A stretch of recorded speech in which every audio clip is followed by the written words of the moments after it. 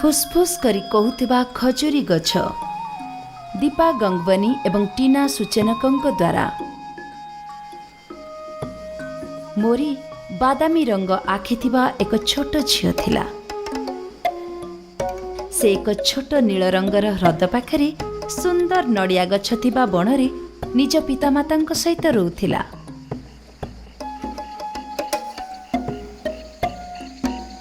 प्रतिदिन सकाळे से मुंडरे एक बड़ खाली टोकई रखी ह्रद को जाए। ता माँ धोबा तुठक जाती एवं बापा बड़ माछ धरिबा पई जाल आनी थांती। तांको बापा माछ धरिबा को जाइथिबा बेले ह्रद पाखरे थिबा एक पत्थर रे माँ पोशाक धुअंती। से जाल कूलकु टाणी एक बड़ डालारे माछ संग्रह कले। बेले बेले एक कईंछ जालरे फसी जाए, किंतु मोरी ताको सबुबेले साहाय्य करने को तत्पर थाए।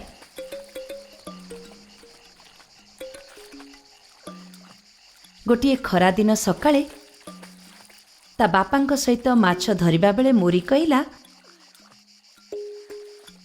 जदि आमे एते माछ धरिबा एकदा आउ किछि माछ रहिबो नाही। माँ हसिले एवं हसी हसी ताको स्कूल को पठाई देले। गछर छाई तले मोरीर माँ एक अशांतिजनक निद्रारे सोई पड़िले। से माछ नथिबा ह्रद विषय स्वप्न देखिले। जेतेबेले खजुरी पत्ररे थिबा पवन फुसफुस करी कहिला, जल एवं जमी सबुबेले तुमर परिवार जत्न नेउछि।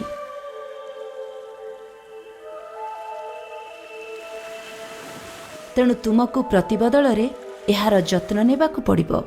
से उठिबा बेले तांको आखिरे लुह थिला।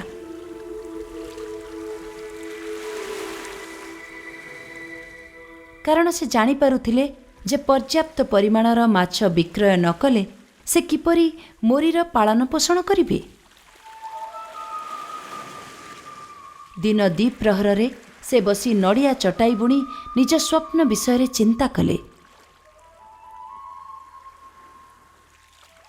सही दिन राति रे मोरी निजर बापा माँ धीरे धीरे पाटी रे कथाबार्ता करुथिबार सुनिले एवं विलंबित राति पर्यंत दीप मध्य जलुथिला। परदिन सकाळे ता बापा ताकू एक छोट टोकई देले। एही छोट टोकई रे आमे समस्त माछ किपरि नेबा?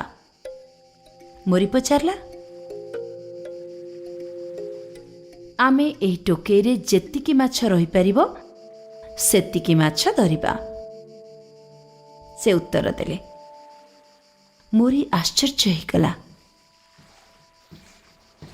जेतेबेले से स्कूल रु आसिला सेतेबेले से निज माँ को नड़ियारू साबुन एवं तेल तैयारी करुथिबार देखि खुशी हेला।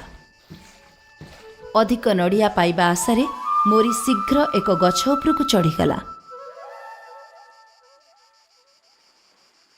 किंतु ता माँ ताकू सतर्क कराई कहिले, सेगुड़िकु तोड़ नहीं। गछ आमको जहा देई थाए केवल ताहा व्यवहार करिबा उचित। ता बापा आहुरी कहिले, आमे एही जिनिस तैयारी करिबा पई केवल तळे पड़िथिबा नड़िया गुड़िकु नेइछु। देख, आमे एही साबुन को एक मल्ली फूल द्वारा ही तैयारी करिछु। सही दिन ठारू एही परिवार खजुरी पत्ररू झाड़ू तैयारी कले एवं नड़िया कतारू चटाई बुणिले। सेमाने बजार को साबुन तेल एवं अल्प माछ नहीं बिकिबाकू गले। जेतेबेले मोरी बड़ हेला से नड़िया खोलरू छोट कईंछ खोदेइबाकू भल पाउथिला एवं बेकरे सबु बेले पिंधुथिला।